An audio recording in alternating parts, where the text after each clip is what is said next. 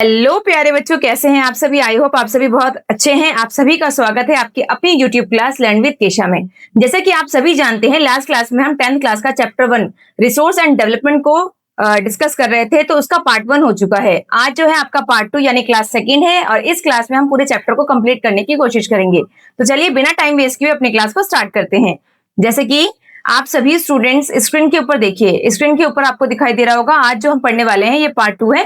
First of all इसमें हम बात करेंगे जो लैंड है उसका कैटेगराइजेशन के और उसके यूज के बारे में। सबसे पहले अगर लैंड के यूज की बात करते हैं तो लैंड जो हम इसका काफी फॉर्म में इसका यूज देखते हैं। सबसे पहले फॉरेस्ट के फॉर्म में, यानी आप देखेंगे कि वन क्षेत्र जो वो भी लैंड का ही एक पार्ट है, जिसपे आपको बहुत सारे नेचुरल लेवल पे ट्रीज पेड़ पौधे दिखाई देंगे। इसके अलावा नॉट अवेलेबल फॉर कल्टीवेशन, यानी ऐसी जमीन जो खेती के योग्य नहीं है, खेती के लिए उपलब्ध नहीं है, जिसके ऊपर आप देखोगे कारखाने बने हुए, बिल्डिंग्स बनी हुई है, इमारतें बनी हुई है, रोड्स बने हुए हैं, इस तरह के लैंड। इसके अलावा नेक्स्ट है अदर अनकल्टिवेटेड लैंड, यानी ऐसी जमीनें जो अकृषित है, जिसके ऊपर खेती नहीं की गई है, जिनका यूज बेसिकली चारागाह के लिए यानी ग्राजिंग के लिए किया जा रहा है। इसके अलावा जो है ये 5 साल या उससे कम समय के लिए जो है अनकल्टिवेटेड है। इसे 5 साल इससे ज्यादा समय के लिए जो है अनकल्टिवेटेड है, इसके ऊपर खेती नहीं की गई है। इसके बाद नेक्स्ट है हमारा फैलो लैंड। फैलो लैंड की बात करते हैं, जिसे हिंदी में पड़ती भूमि भी कहती है, जो आज के टाइम पीरियड से लेके एक साल से कम समय से जो है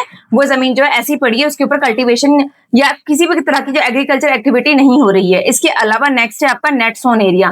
नेट सोन एरिया ये इंपॉर्टेंट है, आपका शुद्ध बोया गया क्षेत्र, ऐसा क्षेत्र जहां पर यानी ऐसा भूमि जहां पर जो है खेती बाड़ी की जाती है, जहां पे क्या एग्रीकल्चर किया जाता है, हार्वेस्टिंग की जाती है, उस लैंड को कहते हैं नॉट सोन एरिया। नॉट सोन मतलब शुद्ध बोया गया क्षेत्र। इसको निकालते कैसे, इसका फॉर्मूला क्या है? इसका फॉर्मूला है ग्रॉस क्रॉप एरिया निकालने का, NSA, net sown area plus area sown, यानी ऐसा एरिया जो एक से ज्यादा बार जो है उसके ऊपर जो है खेती की गई है या बोया गया है। तो इन दोनों को अगर हम जोड़ देते हैं तो जो निकल कर आता है वो हमारा होता है ग्रॉस क्रॉप एरिया, यानी सकल बोया गया क्षेत्र। तो ये इंपॉर्टेंट है, इसे स्टामा कर लीजिएगा, लिख लीजिएगा अलग से, ठीक है।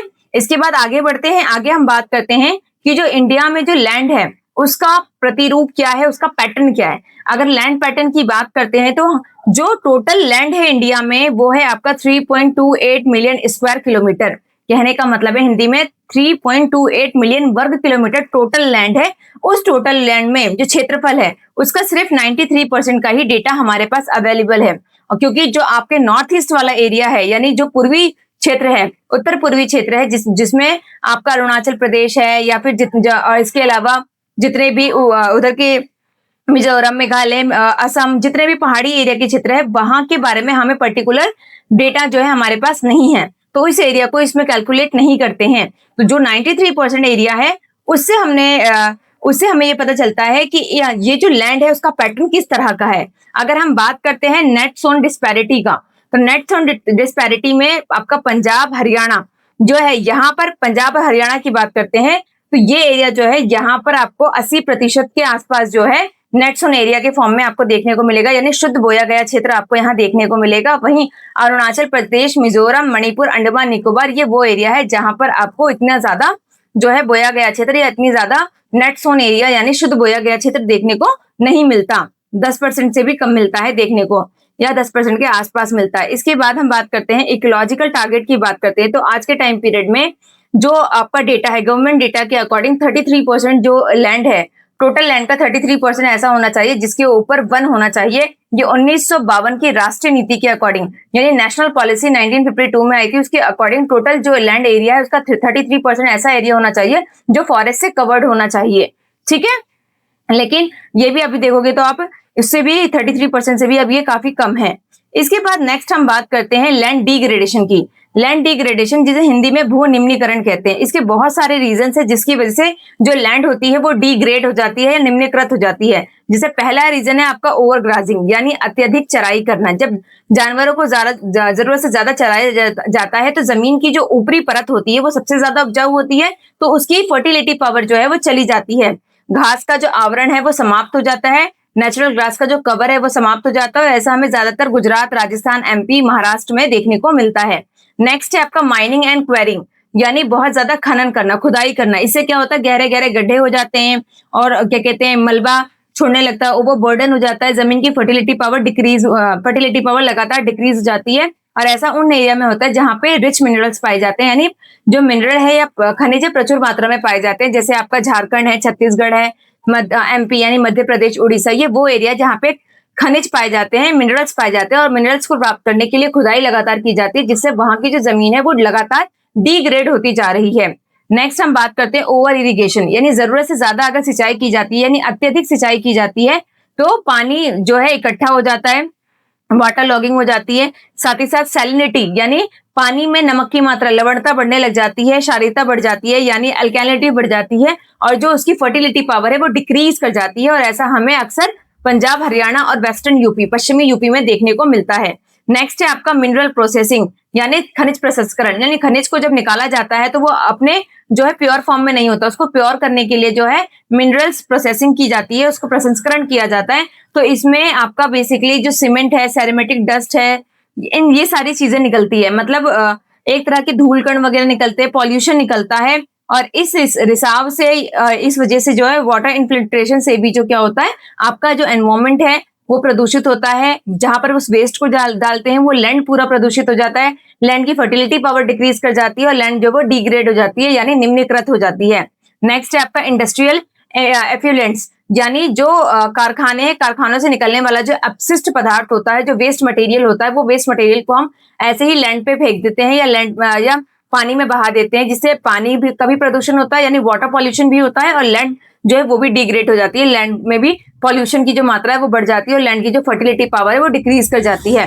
तो ये सारे रीजन है जिसकी वजह से जो आपकी लैंड है वो डिग्रेड हो जाती है, भूमि जो है वो निम्नीकृत हो जाती है। अब हम बात करते हैं कि जब लैंड डिग्रेड हो जाती है तो क्या सॉल्यूशन है, इसको कैसे हम जो है बचा सकते हैं, या लैंड को कैसे कंजर्व कर सकते हैं।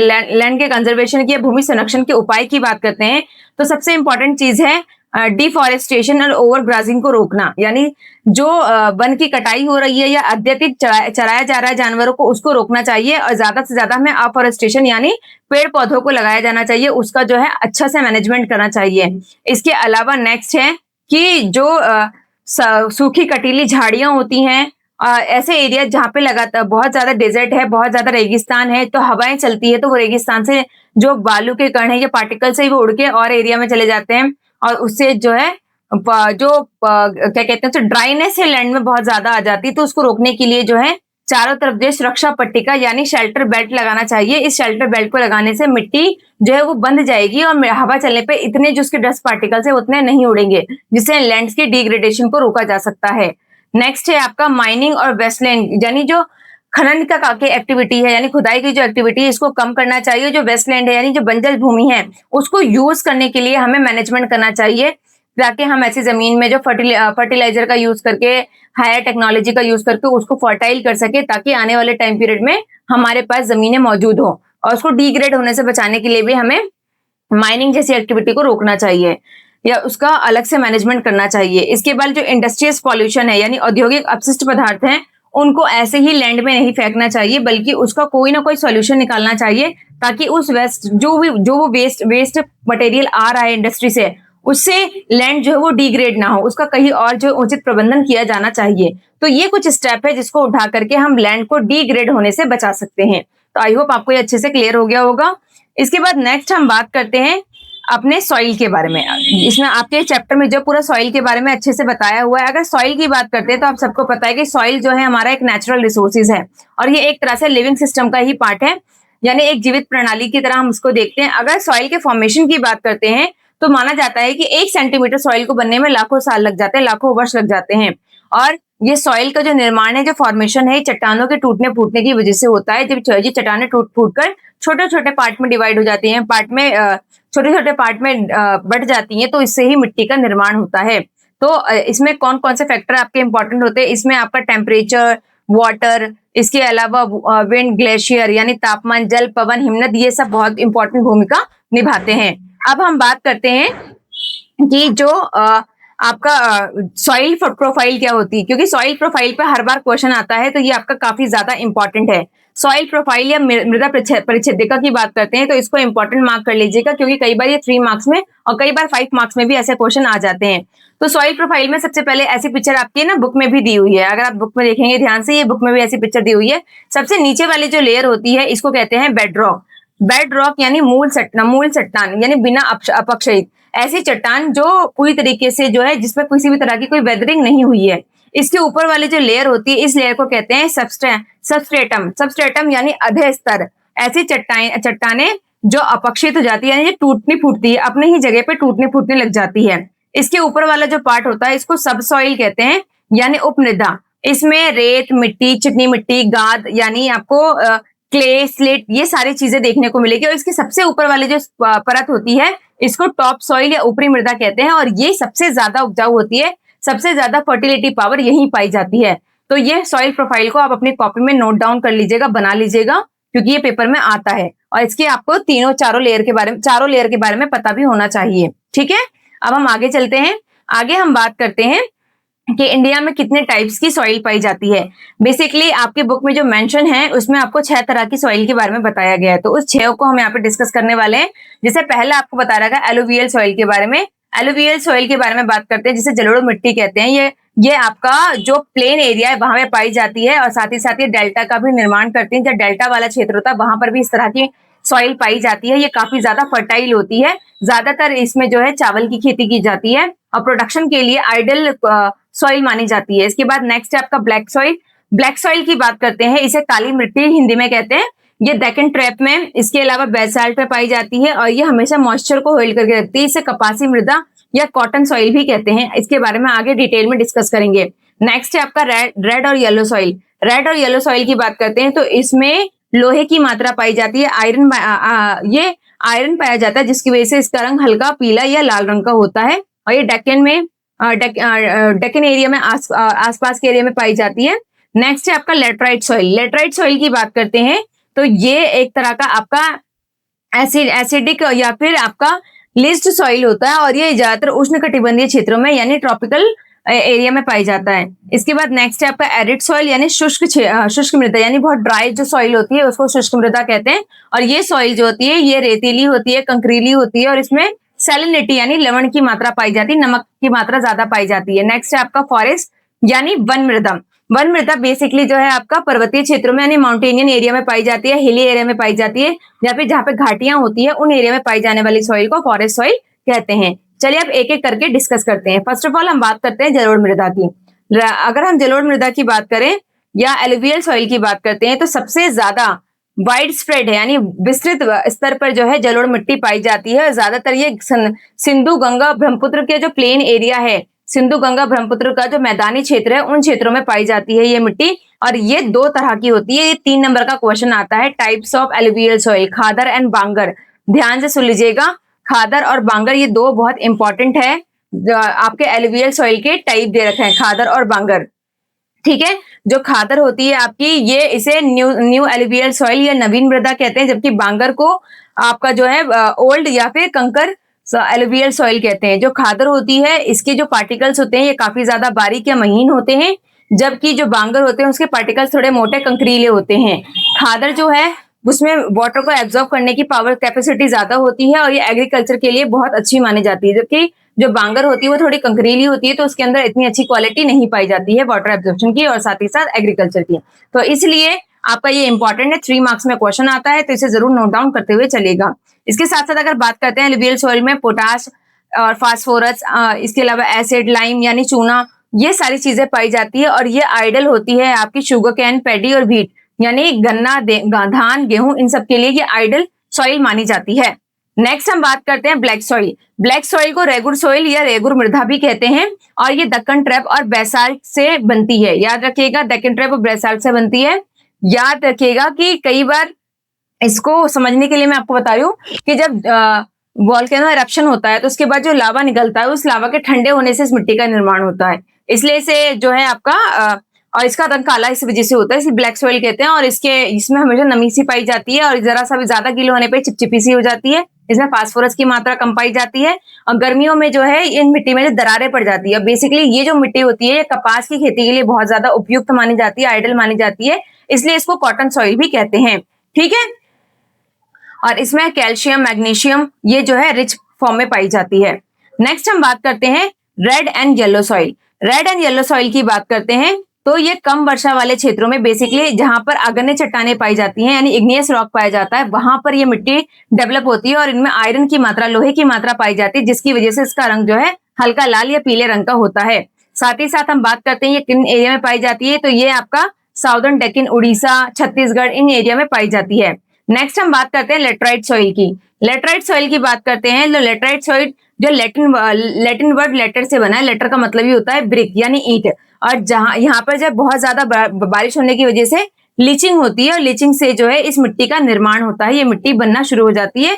और इसकी अगर बात करें, इसे एसिडिक सॉइल भी कहते हैं क्योंकि इसका पीएच जो है वो आपका पीएच मान जो है 6 से ज्यादा होता है। साथ ही साथ इसमें जो आपके पोषक तत्व होते हैं यानी जो आपके न्यूट्रिएंट्स होते हैं उसकी कमी पाई जाती है इसमें। और ये जो मुख्य रूप से चाय, कॉफी और काजू के लिए अच्छी मानी जाती है। मुख्य रूप से तमिलनाडु, आंध्र प्रदेश और केरला, इन एरिया में जो है रेड जो आपके लेटराइट सॉइल है इसका यूज किया जाता है चाय कॉफी की खेती करने के लिए या काजू को उगाने के लिए। नेक्स्ट हम बात करते हैं एरिड सॉइल। एरिड सॉइल के बारे में अगर हम बात करते हैं, जिसे हिंदी में शुष्क मृदा भी कहा जाता है, ये बहुत पूरी तरह से ड्राई होती है, हल्के लाल या हल्के से भूरे यानी ब्राउनी टेक्सचर होता है इसका, और इसमें सैलिनिटी पाई जाती है यानी इसमें थोड़ी लवणता पाई जाती है, नमक की मात्रा थोड़ी इसमें पाई जाती है।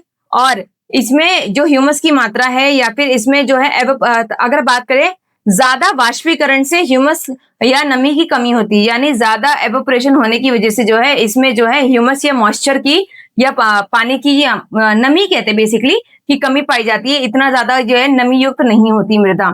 इसके अलावा जो है इसकी जो लोअर वाली परत होती है ये इसमें जो है कंकर और ये जल के रिसाव को रोकती है और सिंचाई करके जो है इस जमीन को जो है इस सॉइल को जो है खेती योग्य बनाया जाता है। मुख्य रूप से पश्चिमी राजस्थान में जो है इस जमीन के ऊपर हायर टेक्नोलॉजी का यूज करके इसको फर्टाइल करके जो है खेती के लिए यूज किया जाता है। मुख्य रूप से पश्चिमी रेगिस्तान में इस तरह की सॉइल पाई जाती है। नेक्स्ट है आपका वन मृदा यानी फॉरेस्ट सॉइल। फॉरेस्ट सॉइल की बात करते हैं तो बेसिकली नाम से ही आपको पता चला है माउंटेनियन एरिया और जो हिली एरिया है वहां पर ये सॉइल पाई जाती है। और ये जो मिट्टी होती है पूरी तरीके से गाद युक्त यानी लोमी और सिल्टी होती है। ज्यादातर वैलीज में, घाटियों में पाई जाती है। इसके कण बहुत मोटे मोटे पार्टिकल्स होते हैं। और साथ ही साथ जब हिमालय बर्फ से ढका होता है तो हिमालय के बर्फ से ढके होने के कारण जो है और ज्यादा एवोपरेशन की होने की वजह से जो है ये जो आपकी सॉइल होती है इसमें अम्लता यानी एसिडिक होती है। साथ ही साथ इसमें ह्यूमस की मात्रा भी यानी जो नमी की मात्रा है वो थोड़ी कम, ह्यूमस कम पाई जाती है, मॉइस्चर इतना कम नहीं पाया जाता है। जाहिर सी बात है जब जो है ये आपका हिली एरिया में पाया जा रहा है तो वहां पे बर्फ होगी तो इसमें नमी तो खैर नहीं होगी इतनी, लेकिन ह्यूमस की मात्रा कम पाई जाती है। और नदी के तटों के आसपास जो अगर ये वाली भूमि होती है, ये वाली सॉइल होती है तो वो आपकी फर्टाइल होती है, थोड़ी उपजाऊ होती है। तो बेसिकली आपको ये याद रखना है कि जो फॉरेस्ट सॉइल होती है ये आपके हिली एरिया में या माउंटेन एरिया में पाई जाती है और इसमें ह्यूमस की मात्रा कम होती है और साथ ही साथ जो है इसके कण जो है काफी ज्यादा मोटे होते हैं। ठीक है, नेक्स्ट हम बात करते हैं तो ये आपके 6 मिट्टी के प्रकार हो गए और ये मैप में फिल करने के लिए भी आता है। Very very important for your map also. और इस मैप को जब मैं क्लास बाद में लूंगी तो मैप की क्लास लूंगी तो उसमें आपको डिस्कस करूंगी और समझाऊंगी। तो इसका आपको कैरेक्टरिस्टिक भी याद करना है और मैप में भी पता होना चाहिए। कम से कम जितनी भी आपकी सॉइल है उससे रिलेटेड 3 स्टेट तो आपको मैप में फिल करने आने ही चाहिए। ठीक है, इसलिए आप लोग को लगातार प्रैक्टिस करना है अपने मैप की भी। अब आगे हम चलते हैं understanding the threat of soil erosion यानी मृदा अपरदन का खतरे की बात करते हैं। मृदा अपरदन या सॉइल इरोजन क्या होता है? सॉइल इरोजन का मतलब अगर बिल्कुल सिंपल लैंग्वेज में समझे तो मिट्टी में कटाव का आना। जब मिट्टी की या फिर जो सॉइल की सबसे ऊपरी वाली जो लेयर जो सबसे ज्यादा फर्टाइल होती है वो जो है हट जाती है और मिट्टी में कटाव या दरारें पड़ जाती हैं तो उसको मिट्टी का अपरदित होना या सॉइल इरोजन कहते हैं उसको। तो सॉइल इरोजन होने से जो मिट्टी की फर्टिलिटी पावर है वो डिक्रीज कर जाती है और इसका रीजन होता है जब बहुत ज्यादा जंगलों को काटा जाता है, लगातार चराई की जाती है, खनन किया जाता है, deforestation, over grazing, mining, wind and water flow बहुत ज्यादा होता है तो ही ऐसा होता है। ठीक है, तो मृदा अपरदन के ये सारे कारण कई बार आपके एग्जाम में आ जाते हैं। इसके कुछ मैंने इंपॉर्टेंट आपको 3 यहाँ पे डिस्कस किए हैं जो ज्यादा इंपॉर्टेंट है क्योंकि पेड़ों का काटना, चराई या माइनिंग या हवा का बहुत तेजी से बहना, पानी का फ्लो बहुत तेजी से होना, ये सारी चीजें कॉमन है जो आप सुनते हैं। लेकिन गुली इरोजन की बात करें, शीट इरोजन की बात करें, विंड इरोजन की बात करें, इसका इतना आपको डिटेल में नहीं पता, तो इसको मैंने यहाँ पे डिस्कस किया है। अगर हम गुली इरोजन की बात करते हैं, इसको अवनालिका भी कहते हैं, अवनालिका अपर्दन। इसमें क्या होता है, जब पानी जो बहुत तेजी के साथ बहता है तो एक नाली सी बना देता है और वहां पर गाद क्या कहते हैं, मड सा इकट्ठा हो जाता है, स्लिट सा इकट्ठा हो जाता है। और ऐसा बेसिकली आप चंबल बेसिन में देख सकते हो। ये जो रेवाइन कहलाती है, इसे रेवाइन कहते हैं, यानी बीहड़ कहा जाता है। और यहाँ की मिट्टी बहुत ज्यादा गाद भरी होती है, तो इस तरह मिट्टी जो है पूरी तरीके से उसकी फर्टिलिटी पावर डिक्रीज कर जाती है। नेक्स्ट है आपका शीट इरोजन। शीट इरोजन यानी परत अपर्दन। इसका मतलब क्या होता है, जब पानी जो है वो ढलान से नीचे की तरफ बहता है, तो बहने की वजह से पानी की जो सॉइल की सबसे ऊपरी लेयर है वो भी उसके साथ बह के नीचे गिर जाती है। तो इस तरह की जो इरोजन होती है उसको शीट इरोजन कहते हैं। नेक्स्ट है आपका विंड इरोजन। जब हवा बहुत तेजी के साथ चलती है तो हवा जो है अपने साथ सॉइल की सबसे ऊपरी वाली लेयर को उड़ा के ले चली जाती है, जिससे सॉइल में जो है दरारें पड़ जाती है और सॉइल जो है उसकी फर्टिलिटी पावर डिक्रीज कर जाती है, तो इसे कहते हैं विंड इरोजन। तो ये तीनों बहुत इंपॉर्टेंट है, ये तीनों आप अपनी कॉपी में नोट डाउन जरूर कर लीजिएगा। ठीक है, तो अब हम बात करते हैं जो सॉइल इरोजन होता है या सॉइल डिग्रेड होता है, तो इसको कैसे संरक्षित किया जा सकता है। तो संरक्षित करने के लिए सबसे पहले तो हमें कंट्योरिंग प्लॉगिंग करनी चाहिए, यानी समोच्च जुताई करनी चाहिए। जैसे कि आप पिक्चर में देख रहे हो, पानी के बहाव को धीमा करने के लिए हमें ढलानों के ऊपर जो है रेखाएं बना करके खेती करनी चाहिए, ताकि पानी का बहाव कम हो, पानी की और जो मिट्टी की ऊपरी लेयर है वो बह ना उनके साथ अपरदित ना हो। टेरेस फार्मिंग सीढ़ीदार खेती, यानी जहां पर पहाड़ी एरिया है, वहां पे जो स्लोपी एरिया है, वहां पे अगर हम सीढ़ी बना करके खेती करते हैं, सीढ़ी नुमा खेती करते हैं या स्टेयर फार्मिंग करते हैं, तो वहां पर जो है मिट्टी की जो अपर्दन है या फिर सॉइल इरोजन है उससे उसे रोका जा सकता है। नेक्स्ट है आपका स्ट्रिप क्रॉपिंग यानी पट्टीदार खेती जैसे कि आप यहाँ देख रहे हो पिक्चर में आपको दिख रहा होगा।